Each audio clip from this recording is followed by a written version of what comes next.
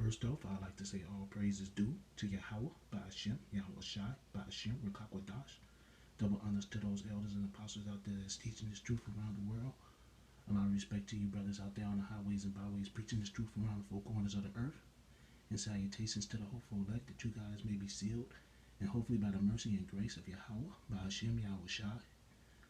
All us brothers and sisters that's in this truth, all the elders and apostles that's been teaching this truth for years now, decades now. Hopefully we're part of all that. With that being said, you got a lot of brothers out there teaching you about the mark of the beast, the RFID chip, which stands for radio frequency identification chip. You know, a lot of brothers are speaking about that because that's the main thing. That's one of the main. That's actually the main prophecy that hasn't happened yet. One of the main prophecies that haven't happened yet, but it's coming real soon, and people see it. So, with that being said, let me get into Revelations. Salakia brothers. Let me get into Revelations and let me read. I'm going to read verse 13. Revelations chapter 13, verse 16. And he calls it all, both small and great, rich and poor, free and bond, to receive a mark in their right hand or in their foreheads, and that no man might buy or sell, save he that had the mark or the name of the beast or the number of his name. Here is wisdom. Let him that hath understanding count the number of the beast, for it is the number of a man, and his number is 600, 66, and 60. Score is 20, so 60 equals 60. So the number is 666. And with that being said, you know, like I said, a lot of brothers out here have been teaching that for years. A lot of brothers from GMS, ever since they got on YouTube, I think they said in 2007, they've been teaching this for the past 13 years now. And they've been pushing it hard, and you will hear a lot about it lately because we're coming up on them end times. We're coming up on that. We're coming up to the end, you know. And the mark of the beast is one of the last big things that's supposed to happen. So, for the men of the Lord, all of us are preaching that, you know, we're trying to make sure that the elect don't take that chip. We're trying to make sure that and hopefully elect is sealed right now, but we're trying to make sure the elect don't take that chip. Because if you take that chip, it's over. You doomed. There's no coming back. You know, you're going to taste that missile fire. You're going to be in the lake of fire. So my thing is, don't take that chip. Now I'm going to go to Revelations 14 and 9 for a reason.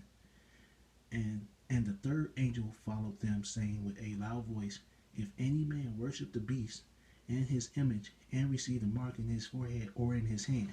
Now the reason I'm reading this is because if you go back to Revelation chapter 13 and you go to verse 16, he calls it all, both small and great, rich and poor, free and bond, to receive a mark in their right hand or in their forehead. And if you go to Revelations 14 and 9, and the third angel followed them, saying with a loud voice, if any man worship the beast and his image and receive his mark in his forehead or in his hand. The reason I'm reading this because in 13 and 16, Revelation chapter 13, verse 16, you got it saying in his right hand.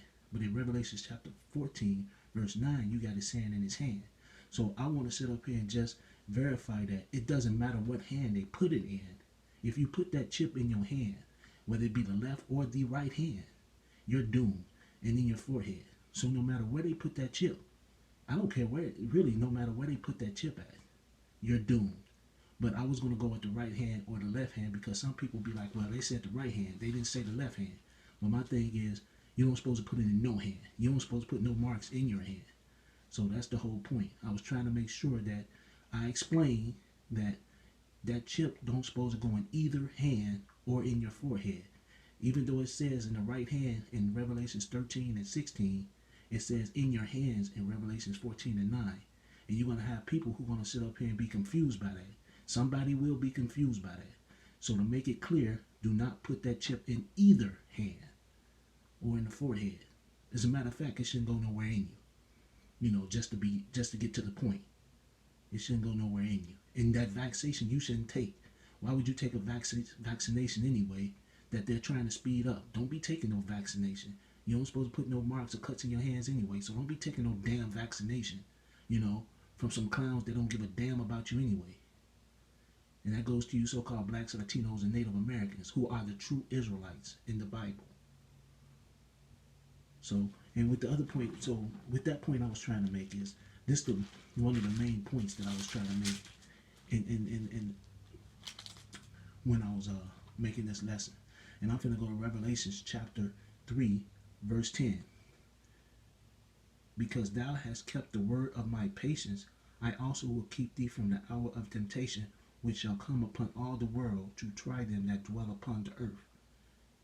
And the reason I sit up here and see when that hour in temptation come, which is probably gonna be the taking of that chip, that's gonna be the hour in temptation.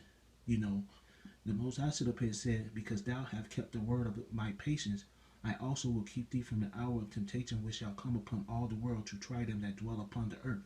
See, that chip, once the hour of temptation come, to try that chip, to see who gonna take that chip, to know who the Most High's chosen are, his true chosen. Because if you take that chip, it's done, it's over. You know, but if you in this book, you in these scriptures, you know, he's going to keep you from that hour of temptation. If you try to do the commandments the best way you can and sit up here and obey the laws the best way you can, we're going to slip and fall. We're not going to be able to keep the laws and commandments the best way we, you know, to the fullest. But we can keep what we can keep. And we're trying to be perfect and we're trying to do the right thing in the eyes of the Most High. Yahweh Ba'ashem Yahweh Shai. So like it says in here, this is Revelations 3, verse 10. Because thou hast kept the word of my patience, I also will keep thee from the hour of temptation which shall come upon all the world to try them that dwell upon the earth. So when that hour of temptation come, when that temptation come to take that chip, you know, he's going to keep his saints, the ones who kept his word and endured, who suffered. He's going to keep us from the hour of temptation. He's gonna put that spirit on us where we're not gonna take that chip. You know. And with that being said, and here's the other part to that I want to talk about also. You know, in chapter 3 and 10, you know, it's gonna come a point where that hour of temptation gonna come, and we're not gonna take that chip. Well, if you go to Revelations 2 and 10, and for none of those things which thou shalt suffer, behold, the devil shall cast some of you in prison, that ye may be tried, and ye shall have tribulation 10 days. Be thou faithful unto death, and I will give thee a crown of life.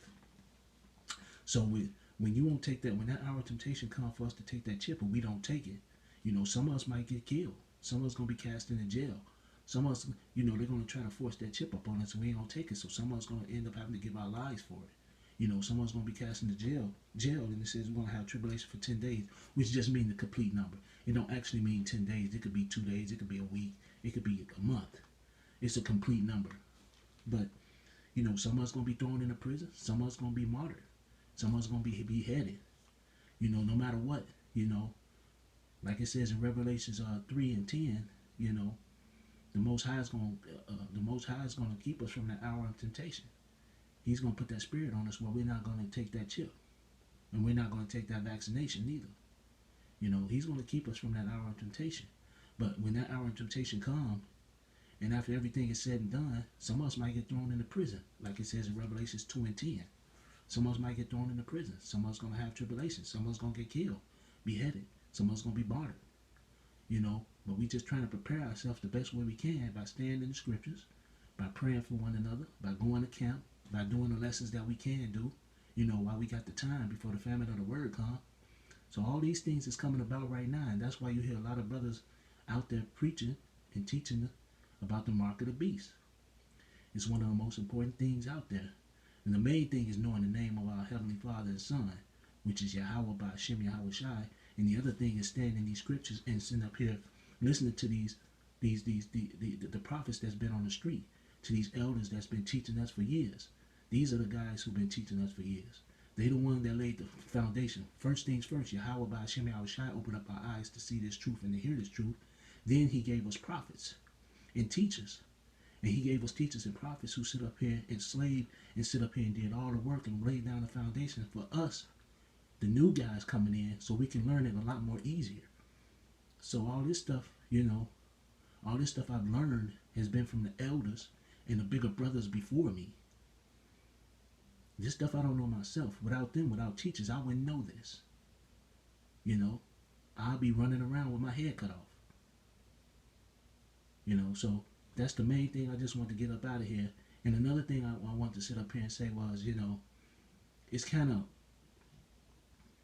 getting back to the eyes and the ears. Blessed are they that got the eyes that can see and the ears that can hear. You know, I sit up here and gotta thank the Most High for blessing me with this, the eyes and the ears to hear, and the understanding of the scriptures. But it also blessing me with the opportunity to run into Elder Malcolm at my job, and him inviting me to camp. And this was in October. This was in September of 2019, last year, when he ran into me. And I gotta thank, say the water to Yahweh Shemi Al for blessing me with that opportunity to see him when he walked past my job, because I recognized him from a video he did. And I just recognized his face and called him, and we started talking.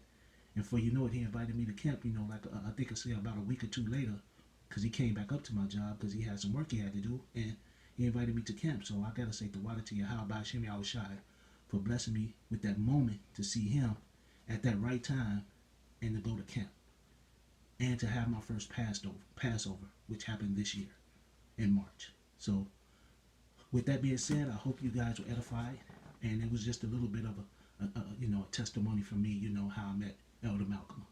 So with that being said, I'd like to say all praise is due to Yahweh, by Hashem Yahweh Shai, by Hashem Rakakwadash. Double honors to those elders and apostles out there that's teaching this truth around the four corners of the earth. A lot of respect to you brothers out there on the highways and byways and in the main courses of the city teaching this truth. And salutations to the hopeful elect, that you guys may be sealed soon, and hopefully by the mercy and grace of Yahweh Hashem Yahweh Shai. All those brothers that's in this truth, all the elders that's in this truth, that's been in this truth for years, and the sisters, hopefully we part of the elect. With that being said, I'd like to say Kwam Yasharella and Abba Babal. Shalom.